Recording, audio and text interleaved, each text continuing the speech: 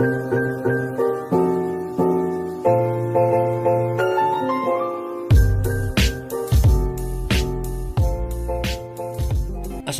warahmatullahi wabarakatuh. Saya Tareq Kemal Satri, NIM 105919192. Sebelum kami membahas perbandingan antara negara Rusia dan Tiongkok, di sini saya akan menjelaskan beberapa alasan mengapa kami membandingkan antara kedua negara tersebut.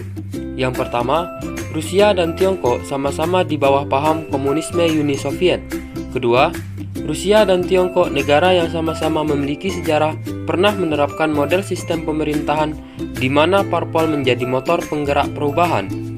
Ketiga, awal 1990-an, Rusia yang komunis mulai mengadopsi demokrasi. Dan yang selanjutnya, Tiongkok mulai mengadopsi demokrasi pasca tahun 1980-an. Berikut merupakan perbedaan antara bentuk negara Rusia dan Tiongkok. Rusia adalah negara federasi dengan model pemerintahan republik berdasarkan konstitusi tahun 1918. Kala itu dikenal sebagai Republik Soviet Federal Sosialis Rusia.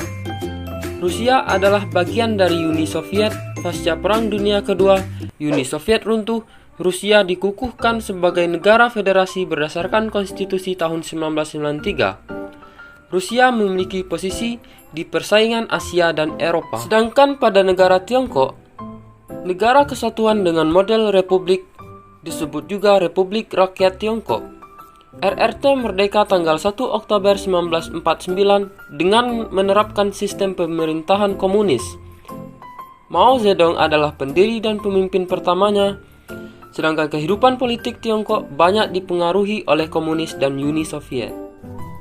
Baiklah, saya Diki Anjari dengan NIM 1519189 akan menjelaskan mengenai Rusia dan Uni Soviet. Deklarasi pembentukan Uni Soviet tanggal 30 Desember 1922 dengan penyatuan dengan republik lain seperti Ukraina, Belarusia, dan Kaukasus, di mana yang pertama di masa Uni Soviet kepemimpinan bersifat otoriter, ekspansionis, dan pengekanan kebebasan.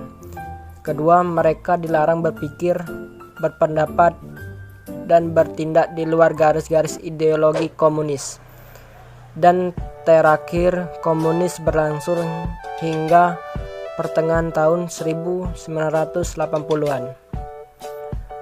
Adapun pecahnya Rusia dan Uni Soviet yang pertama pertengahan tahun 1998.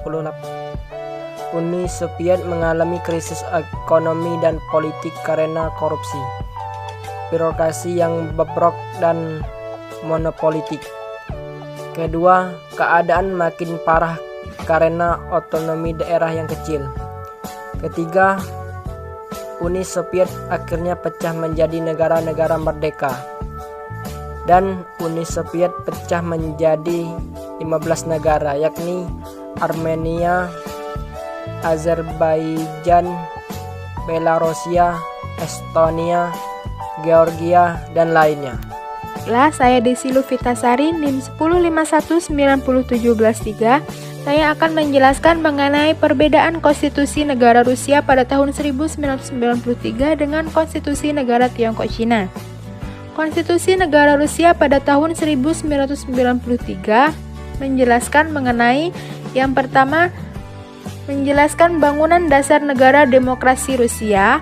Yang kedua, menjelaskan desain dan sistem pembagian kekuasaan. Yang ketiga, menjelaskan hak dasar warga negara. Yang keempat, menjelaskan penyelenggaraan pemilu. Yang kelima, menjelaskan kebebasan berekspresi dan berpendapat. Yang keenam, menjelaskan kebebasan pers.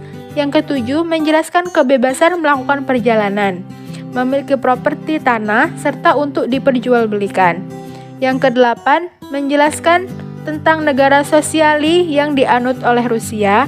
Dan yang kesembilan, menjelaskan kekuasaan presiden yang besar dan luas. Sedangkan konstitusi negara Tiongkok yang pertama pada tahun 1954, namun yang saat ini dipakai adalah hasil Kongres Rakyat Nasional kelima, yaitu pada tanggal 4 Desember 1982.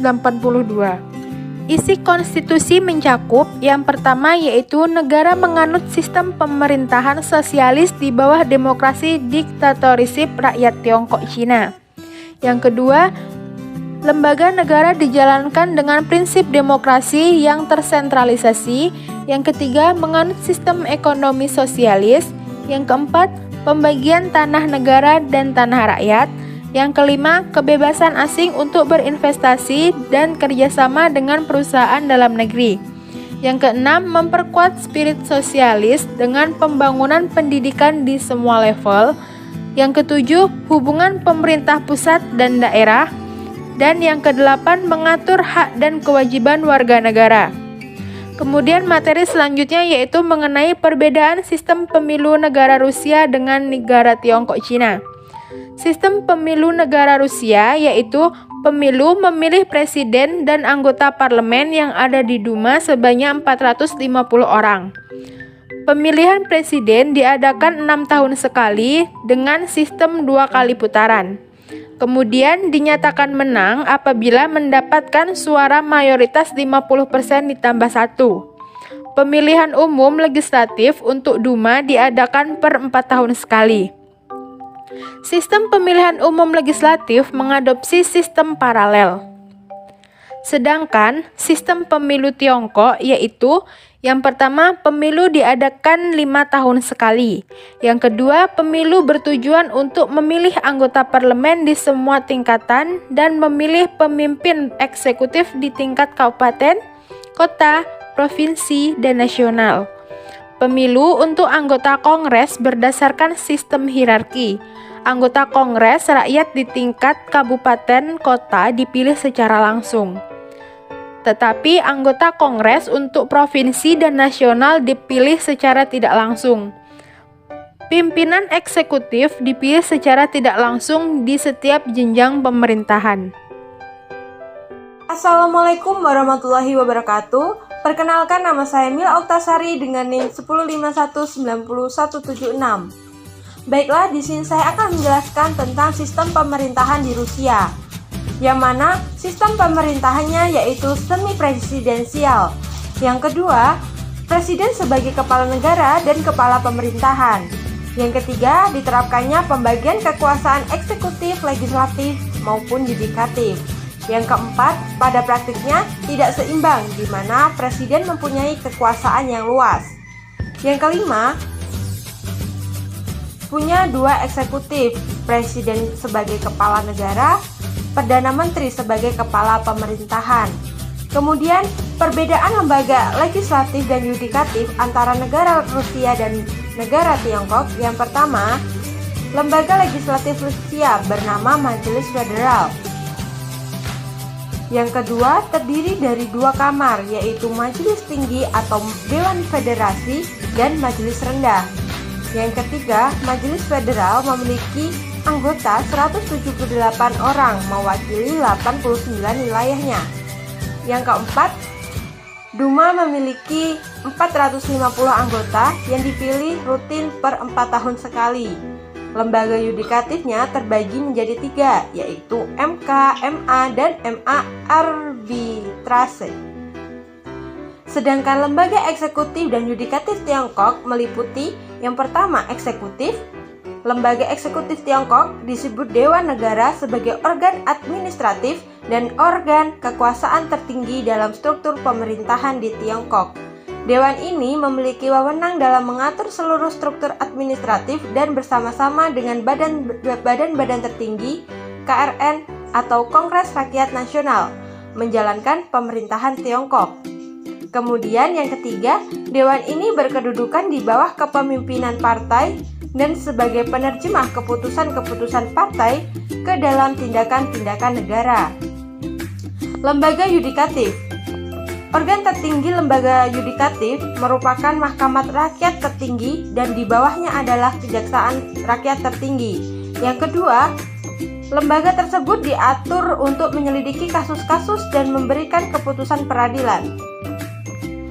Bismillahirrahmanirrahim. Assalamualaikum warahmatullahi wabarakatuh. Perkenalkan, nama saya Muhammad Khalid G, NIM 10519170 dari lokal IP5F.